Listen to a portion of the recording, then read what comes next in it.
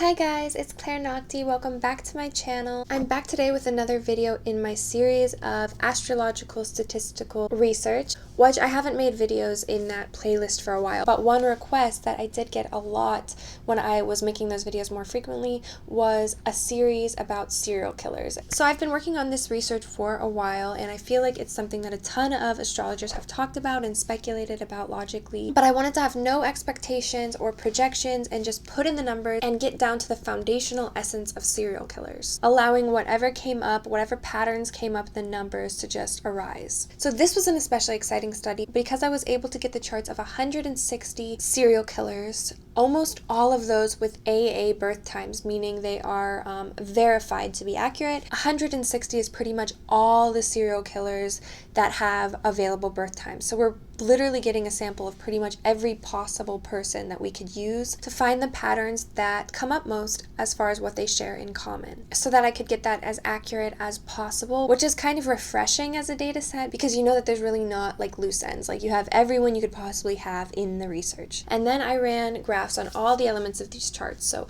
aspects, conjunctions, dignities, solar zodiac sign placements, nakshatras, and house placements, also looking at the Navamsha chart. I combed these graphs for any patterns that really stood out, meaning I ignored graphs that came up as kind of inconclusive with basically evenly spread results, which was the majority of things. But a few main factors really stood out as being chart placements that are, in essence, foundationally supportive to serial killer behavior. Obviously, this doesn't mean that all people with these placements will do this, not even close, but it helps us understand the nature of the nakshatras that come up, the rashis that come up, and the chart placements and their functioning, and to understand how these placements can be the unique seeds or the unique soil that grow these strange and rare behaviors in the right circumstances, or in this case you could say in the wrong circumstances.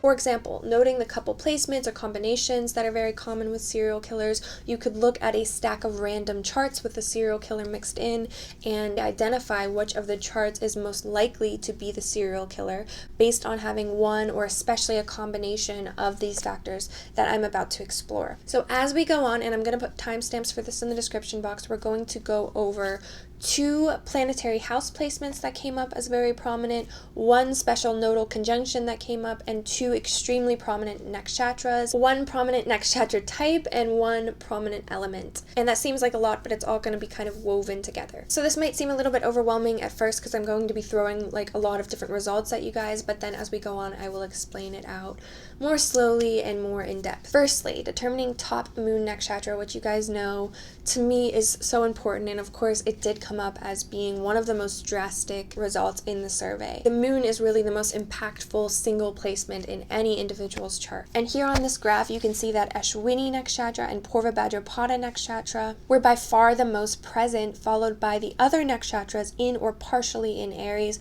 Bharani and Kritika, as well as Revati. If you want to understand the rashis that these were placed in more clearly, the emphasis was definitely on Aries, and Aries Rashi was the placement of more moons, for example, than Taurus, Gemini, and Cancer rashis combined. Pisces followed Aries in top moon placements, an interesting contemplation that both the beginning and end rashis were the most prominent. They're both otherworldly in the sense of kind of flickering in and out of the void. Pisces, as I've discussed in the Revati Nakshatra video, being this transcendent attitude towards humanity, kind of believing you're superior to the rules of humanity. I'm going to get more into Aries as we go, but Pisces is the cosmic stage of becoming essentially more than human, like an adept.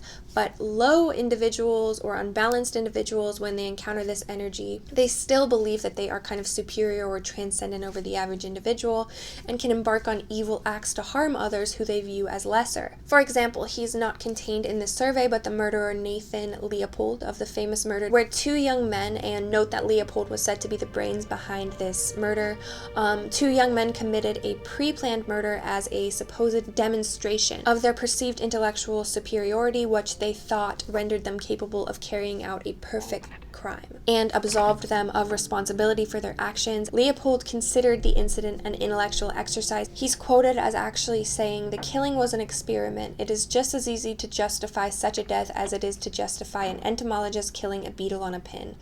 After all, murder should be an art, and as such, the privilege of committing it should be reserved for those few who are really superior individuals. And the victims, inferior beings whose lives are unimportant anyway. Who is to decide that a human being is inferior and is therefore a suitable victim for murder? The few are those men of such intellectual and cultural superiority that they're above the traditional moral concepts. Good and evil, right and wrong were invented for the ordinary average man, the inferior man, because he needs them. Now, contrasting that stage of kind of feeling transcendent over humanity or over roles, on the other hand, Aries is the stage really before or during roles being first birthed or presented as they are in Bharani Nakshatras. So it's this uncontrolled kind of male energy exploding without any concern or regard for restriction, which is why it's the exaltation point of the very individualistic sun. And before I explore Ashwini Nakshatra more closely, I will show you another graph where I combined all the nakshatras, sun, moon, and ascendant of the 160 killers, and on that graph, still Ashwini was most prominent, overtaking Purva Bhadrapada then by quite a bit. Something else extremely notable was how low Dhanishta Nakshatra was. This nakshatra only 8 times ever even touching a primary placement of any of these 160 people, and contemplating why Dhanishta is so infrequent in these types of individuals can help us to understand this whole situation more clearly. This nakshatra is the least violent because it's the exaltation point of Mars. It's the most skilled at actually serving others and not abusing violence. Dhanishta is partially in Capricorn and partially in Aquarius. So the Rashi lord of Dhanishta in all portions is Saturn. So it is Saturn combined with Mars energies because it's the refinement, the final Mars ruled nakshatra, as well as being the Mars exaltation point. So it's essentially very regulated force, very regulated violence. And this really regulated energy of Saturn on Mars is very helpful and important. For example, while Dhanishta was the absolute lowest nakshatra, if you look at this graph of the top Lagna nakshatras, Mrigashira and Chitra, the first 2 Mars ruled nakshatras were actually by far the most prominent. So when Mars is uncontrolled, it can lead to this kind of behavior. Baby versions of Mars that are more focused on violence, externalized, outbursts, while Mars, then in its refinement and exaltation, is very regulated and controlled, is actually the very best defense against, ridiculously violent behavior. Another example of this difficult or wild Mars leading to serial killers is that Mars was most commonly placed in the 8th house in the service. So Mars in the 8th is known to lead someone to being extremely drawn towards violence and the transformative elements of violence. So they can kind of chase adrenaline or tend to be rather careless with their bodies, drawn towards just generally dangerous things. So they will do violence towards themselves at times, unconsciously or consciously, and towards others unconsciously or consciously. Julius Evola, for example, has Mars in the 8th house, and he was literally crippled from purposefully walking around in bombing raids in order to contemplate his mortality. And then he was crippled for the rest of his life. But this is kind of the crazy violence that surrounds people with Mars in the 8th, even if it's indirect. It's the kind of urge to create transformation through violence. On the other hand, both Saturn and Rahu were least likely to be placed in the 8th house. So Saturn has to do with putting your ego down, being hyper aware of expressions of your ego and suppressing them to place yourself in the service of others.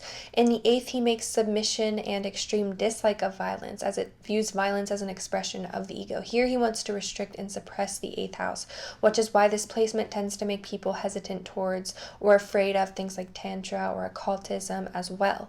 Rahu in the 8th makes you hypersensitive to the violence and fearful that the matters of the 8th house will be kind of blown up in your own mind. These types of people will obsess over dark subjects, think about things like dying, do death meditation, be anxious about death and sickness, and they will transform a lot from contemplation of 8th house subjects, but are so sensitive about them that they don't engage in those actions. Rahu is also the gaze of other people, so people with Rahu in the 8th house would usually be very paranoid and scared about these concepts to engage in such risk-taking behaviors. So with Saturn and Rahu, we see more hesitation and cautiousness towards 8th house matters, while with Mars we see more carelessness. And back to how I was talking about Saturn mixing with Mars and Dhanishta to really regulate violent energies rather than letting them kind of overtake a person. Interestingly, if you look at now another graph where I combined all primary placement nakshatra lords. So if you're not aware, all 27 of the nakshatras in the Vimshatori system have their own ruling planet. If you look at the primary placement nakshatra lords all combined, Saturn and Rahu were the lowest nakshatra lords present, while Ketu and Venus both placed fully in fire rashis because they're placed in Aries, Leo, and Sagittarius. And all the Venus nakshatras being classified as fierce nakshatras were the two highest nakshatra lords. They both relate to one another in relating to wrathful assertion and domination over the will of others. And it's said, in regards to Rahu and Saturn being the lowest, it's said that Rahu acts most like Saturn amongst the planets, and Ketu acts most like Mars. So Rahu and Saturn people are the absolute most paranoid and hypersensitive towards rules. Rahu is very encumbered by the rational mind, thinking through every single thing, always questioning themselves, feeling insecure about their behavior. They don't let their animalistic urges rise up at all. Saturn is really the rules being imposed in that metaphor. Ketu and Venus, which I've explored a ton in my recent video on Venus dominant men, with Venus being fierce and both of these being in fire rashis and both related to either uncontrolled behavior with Ketu or really passionate behavior, Venus, both kind of disregarding roles, which is why Venus is associated with Tantra and Ketu is associated with ultimate liberation. And a quick note here while we are on the topic about the prominence of Venus ruled nakshatras altogether. Another thing that shows the fierce, internally corrosive nature of Venus that makes its nakshatras ugra and associated with starting wars and violent acts like this is that Venus was most commonly placed in this research influentially in the first house. So we see the overarching energies of Ketu and Venus being very present here, whereas the energies of Saturn and Rahu being much more suppressed, because the more passionate, uncontrolled, unconscious, unaware, crazy elements of oneself, especially related to Ketu, kind of have to overtake those regulating, careful forces of Saturn and Rahu in order to create this kind of behavior. Especially with Aries, which is Mars energy, that height point of serial killers where it mixes with Ketu, because Ashwini is the very first nakshatra and is the very first Ketu-ruled nakshatra. So Ketu already, like I said, is compared to Mars. It's already thought of as a kind of uncontrolled, even more extreme version of Mars energy in some ways. So in Ashwini, we find this extremely explosive and rule-breaking innate nature. Ketu combining with Mars, like Ashwini nakshatra, means being more likely to go out of control, to be extremely violent, to essentially break the rules of Mars, using it in an uncontrollable way. Because anything that Ketu is with in the chart, it's somewhere that you kind of transcend, break the limits of that area. You kind of break the rules in that area. You have to be able and willing to abuse the force of Mars and use it to kill in a way that's not in accordance with truth, not in accordance with universal will. And only Ketu and Ketu nakshatras, like I talked about, are extremely associated with cult leaders in the Ketu dominant men video. Only they in Ashwini mixed with Mars here have the real apathy and willingness to break the rules of Mars, whereas Dhanishta is with Saturn, which is this fear of punishment. So that represents the point where people are constantly aware and fearful of the punishment that comes with abusing Mars energy. So with Ashwini being so full of Ketu energies, Ketu's natural house is Pisces, the house of other realms and spiritual planes. With Ashwini specifically, these acts of extreme violence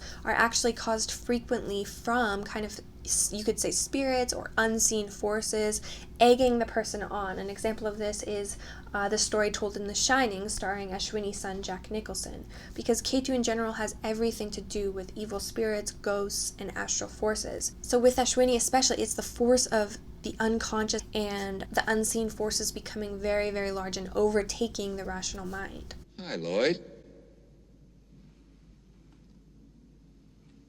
A little slow tonight, isn't it? You were the caretaker here. You, chopped your wife and daughter up into little bits. Perhaps they need a good talking to. If you don't mind my saying so. My girls, they didn't care for the Overlook at first, but I corrected them, sir. One major aspect that I'll go into in more detail in the Ashwini experience that is covered in this film, and everything to do with Ashwini in general, is that they essentially have no real identity. They're almost like a ghost themselves. There is an idea of a Patrick Bateman, some kind of abstraction, but there is no real me, only an entity, something illusory. And though I can hide my cold gaze, and you can shake my hand and feel flesh gripping yours, and maybe you can even sense our lifestyles are probably comparable, I simply am not there. So because Ashwini people are the head, Aries, but also Ketu, the headless planet, they're very likely to want to become a conduit unconsciously for these evil energies or unseen forces of Mars that view violence, for example, as a poetic work of art. And that's actually the plot of the film The House That Jack Built, starring Ashwini Moon, Matt Dillon, as well as very similar film American Psycho, starring Ashwini Moon, Christian Bale.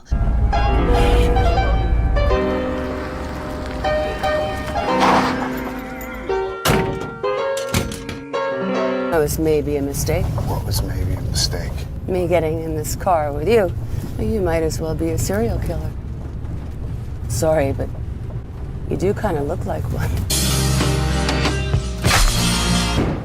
Some people claim that the atrocities we commit in our fiction are those inner desires which we cannot commit in our controlled civilization.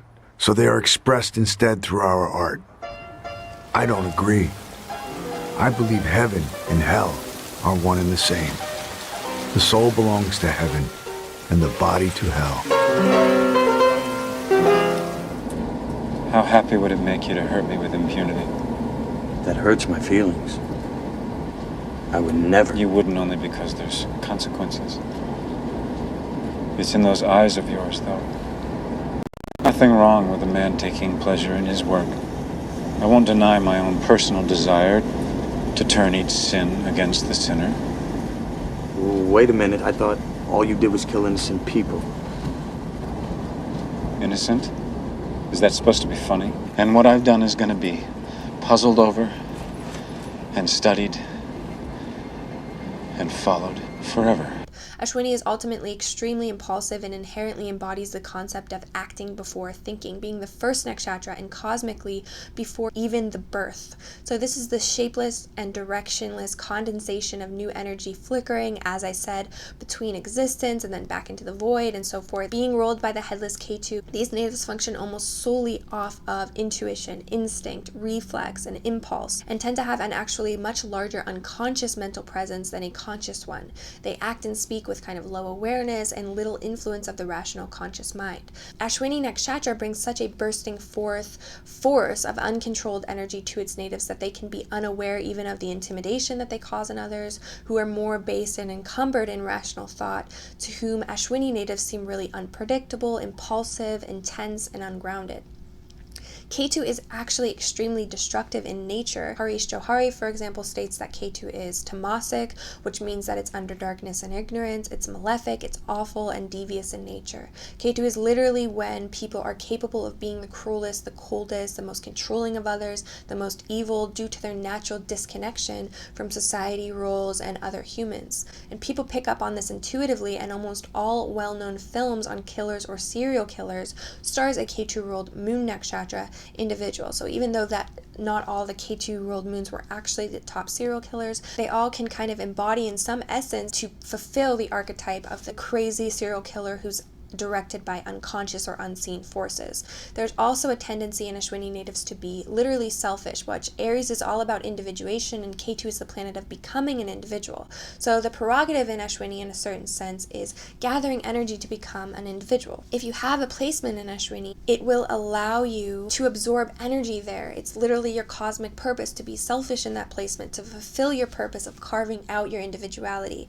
And if you use it in a positive sense, this allowance to be selfish is good for you. This Ketu energy is able to absorb energy from things around you, people around you, so that you can cultivate yourself, and that's kind of what you were birthed to do. In a negative sense, Ashwini natives can use this selfishness and abandon their individuation and just allow themselves to be controlled by negative astral forces, or just to drain other people, destroy things create chaos without any benefits of actually carving out an individuality for themselves. In keeping with the theme of Ashwini committing murders for a sinister occult purpose or to energetically feed their own flickering identity, we can see another example that Ashwini individuals are often aware of the occult undertones that serial killers have behind their killings.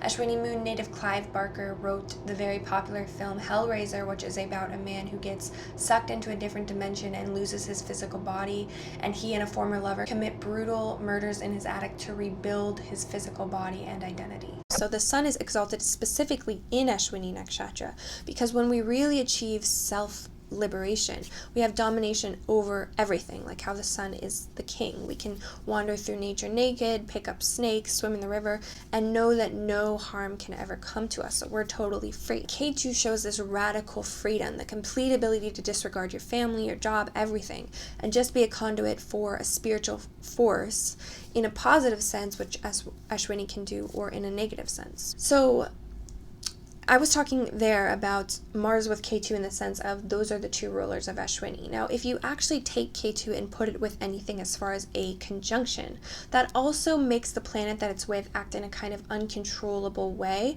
oftentimes in a very negative sense. So Ketu conjunct Moon, for example, can make one get very absorbed into the past, the childhood, held back by the mother.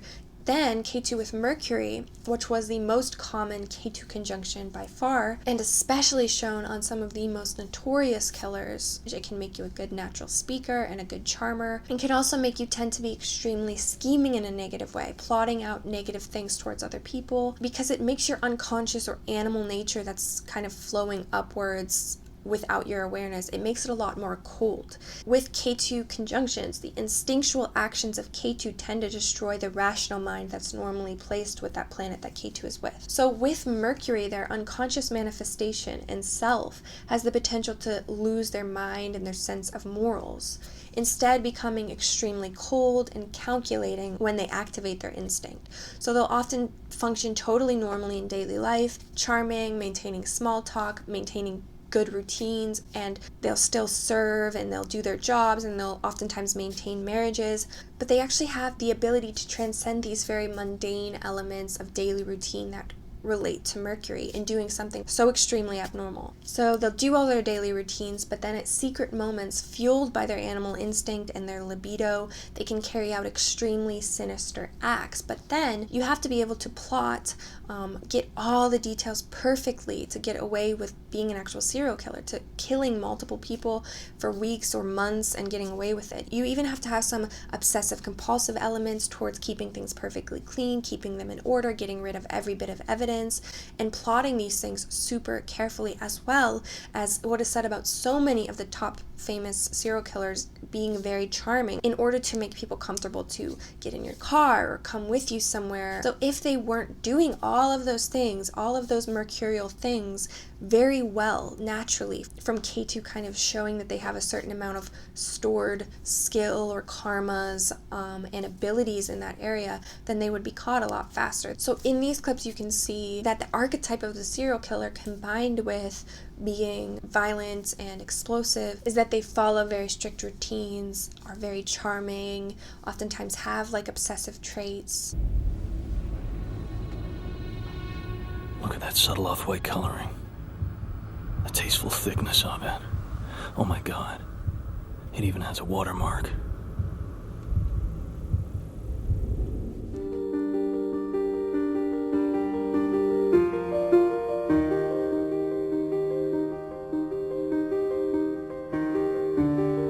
I believe in taking care of myself, in a balanced diet, and a rigorous exercise routine. In the morning, if my face is a little puffy, I'll put on an ice pack while doing my stomach crunches. I can do 1,000 now. After I remove the ice pack, I use a deep pore cleanser lotion. In the shower, I use a water-activated gel cleanser, and on the face, an exfoliating gel scrub. Then I apply an herb mint facial mask, which I leave on for 10 minutes while I prepare the rest of my routine. There is an idea of a Patrick Bateman, some kind of abstraction, but there is no real me. Another thing I wanted to note before getting back to talking about Nakshatras is that Rahu in the 10th house and Ketu in the 4th house was the top house placement for the nodes, which makes sense because many serial killers deeply want fame and recognition for their killings and are extremely narcissistic in general. And this is why there's a big movement to stop televising the information about killers on TV news, which, due to the entertainment element, often inflate the killer and their reputation, which then motivates others who want to imitate their behavior and become well known by doing so. Even serial killers like Ted Bundy and Richard Ramirez had hundreds of female fans writing them love letters while they were in jail. So many disturbed people view these violent activities as a ticket to becoming a kind of celebrity, and so seek out ways to do them to become more in the public eye. Like with many of the serial killers, you see them getting their own nicknames and all that kind of thing. Ketu then shows a certain kind of domination or mastery over the house that he sits in, and Ketu in the 4th house relates to these individuals having a kind of weird control and awareness over their private life, which is ruled by the 4th house. So this then gives them the desire to use their skills at keeping a large part of their activities private and use those skills to catapult themselves to fame through these killings. So finally, finishing up the contemplations of the prominent Aries Rashi and its Nakshatras, Ashwini, Bharani, and Kritika, which are Bharani being Venus mixed with Mars and Kritika being Sun mixed with Mars. Bharani, as I said in my last video, has to do with sadistic extreme sexual urges that relate to punishing others, because Bharani is ruled by Yama, the god of the Dharma, roles and punishment, as well as the Yoni. And I will definitely explore that in a video soon, because I think that Bharani in the modern world is going to be one of the sooner nakshatra explorations. And I'll touch on Kritika for just 1 second, in that Algol is a star in Kritika, and that specific star has been perceived by all types of cultures, Chinese, Arabs, as being extremely malefic, relating to Medusa, and extremely evil energy. So, for example, even Chinese people had traditionally said that that star in itself was the energy of piled up corpses. Kritika is symbolized by a sharp tool, so that one I'm not going to go too far into, because I have a feeling that anyone familiar with nakshatras isn't too surprised by that one at all. So now finally, to talk about Purva Bhadrapada nakshatra, the other most common nakshatra, tied with Ashwini in the survey. I will have to give some cosmic background on this before I relate it to these killers. So Purva Bhadrapada deals with the ordeal of the abyss, which is liquidating your good karma and Jupiter and going beyond good and evil and entering into the sphere of Saturn. So this nakshatra begins in Aquarius and is the restrictive energies of Saturn as the Rashi Lord on the abundant and merciful energies of Jupiter, which is the nakshatra Lord. Purva Bhadrapada is the final Jupiter-ruled nakshatra. So those restrictive Saturn energies on Jupiter give a much different result than, say, the restriction of Saturn on Mars and Dhanishta, as we discussed earlier. The liquidation of your good karma can be done correctly, which results in adepthood, or incorrectly, which results in spiritual annihilation, which is the case with these individuals. This is why this nakshatra is said by so many to be mysterious, even to astrologers. Each nakshatra in Pisces represents a unique kind of reconciling of duality, and this nakshatra is the state that transcends the common dualistic concepts, especially of mercy being good versus severity being bad. The nakshatras on the cusps of Rashis are especially initiatory states, and this one, moving from Aquarius to Pisces, shows movement dissolving all of the connections to others and transitioning rapidly towards liberation. Purva Bhadrapada especially involves reconciling the concepts of mercy and severity and their purpose, and so is incomprehensible and mysterious for those who are still tied up in the earlier stage dual concepts of mercy, always equating to goodness. So what you find with Purva Bhadrapada is that it is the height of Jupiter, and so really relates to the height of mercy and radiating your energy to others. Jupiter always gives more than he receives, so in Jupiter's initial nakshatras, Jupiter individuals are the type who are extremely generous, even to the point of energetic martyrdom, easily giving away their emotional energy, wealth, promoting others, etc. towards anyone, especially those who are working least for it or least appreciating it, because Jupiter has a natural tendency to be drained and vampirized. Their attachment to giving is similar to if you told a different type of person to stop drinking alcohol or stop watching porn. Giving is literally a kind of vice or weakness for Jupiter individuals. There is a type of foolish compassion that is associated with this planet, even in myth. With Purva Bhadrapada, though, it's the turning point for Jupiter, being that final fierce nakshatra and the final Jupiter nakshatra. So Purva Bhadrapada is the only non-Venus ruled fierce Ugra nakshatra, and Venus is really enemy energy to Jupiter. Venus doesn't agree with Jupiter's non-elitist nature and its expansive nature, so clearly this is where Jupiter takes a very strong turn in becoming even more like the other fierce nakshatras. So at this stage of Purva Bhadrapada, the natives will still have this trait of always radiating a ton of energy, but this nakshatra relates to the realization that being extremely harsh to yourself and others is actually the most merciful thing that you can do. Being the final refinement of Jupiter, it's also the true perfection of actual mercy, where you learn correct and basically merciful and transcendent use of severity. This also relates to its two-faced nature, in that severity and mercy are like a double-sided coin that these natives flip between, and at the later stages, severity is actually the more important and initiated side. So in the same way that this nakshatra is associated with extreme penances and burning your impurities away harshly in order to evolve yourself, these individuals will understand that it is actually extremely harsh things, really testing someone and fighting them, like black magic for example, that forces others to either quickly and strongly evolve or be destroyed. Here you learn that the most merciful thing is to be extremely severe and harsh and weed out weak things, or especially offer them the chance to develop strength through this harshness, more like the traits we discussed in the other 3 fierce nakshatras in my most recent Venus video. Now this intense stage, just like Revati, can be easily misunderstood or misused by its most unbalanced natives, who will turn to things like being a serial killer, as this shows, because it really is where the normal concept of mercy ends and the mind turns strongly towards the power of the devouring and destructive nature of severity and harshness, and how these things can bring about change in the world. Purva Bhadrapada, being Jupiter initially mixed with Saturn, as I said, is the regulation and putting down of mercy and the taking up of the painful penances and hardships placed on oneself and that they place on others to rid themselves of impurities. Every external impurity in the world, whether it is enemies or anything else, actually represents an impurity within our own individual being. Tantra is all about removing duality between thinking an external thing is separate from your internal version of that thing. If you have a lot of enemies and they're really powerful, it's because you don't have any innate discipline and you have a lot of impurity. These enemies are a personification of that internal impurity victimizing you. So a person who has evolved past this stage in a balanced manner will understand that they actually have a spiritual duty to remove their internal impurities, so also face these external enemies mercilessly, because they're one and the same. It's the concept that if you have mercy for your enemies, you have mercy for your own internal impurities and imperfections.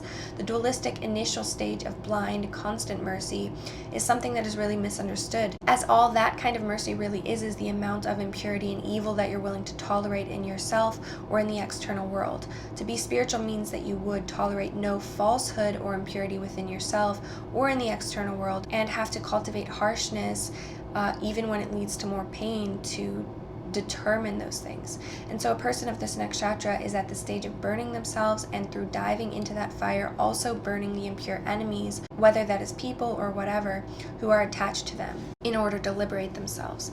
It's a mysterious nakshatra because it's counterintuitive to people who think that mercy, compassion, love, light are the cornerstones of spirituality. This concept is essentially very confusing and sounds evil to most people, but it's only evil when incorrectly applied, as these serial killers do. But it's the greatest good when Jupiter learns this lesson for the spiritual individual, who then uses severity and harshness in a balanced manner to improve the world. The mercy, compassion, and dualistic elements of many religions are the things presented to and craved by the uninitiated masses. They're the exoteric teachings, which often twist things into matching these basic dualistic ideas of mercy, such as the harshness of Jesus truly shown in the gospel versus the strangely passive way that he is perceived by most people. So I know that was a very cosmic kind of description of this nakshatra, but I think that is the best way to describe the mindset that the serial killers are in, but of course are doing that in an unbalanced manner.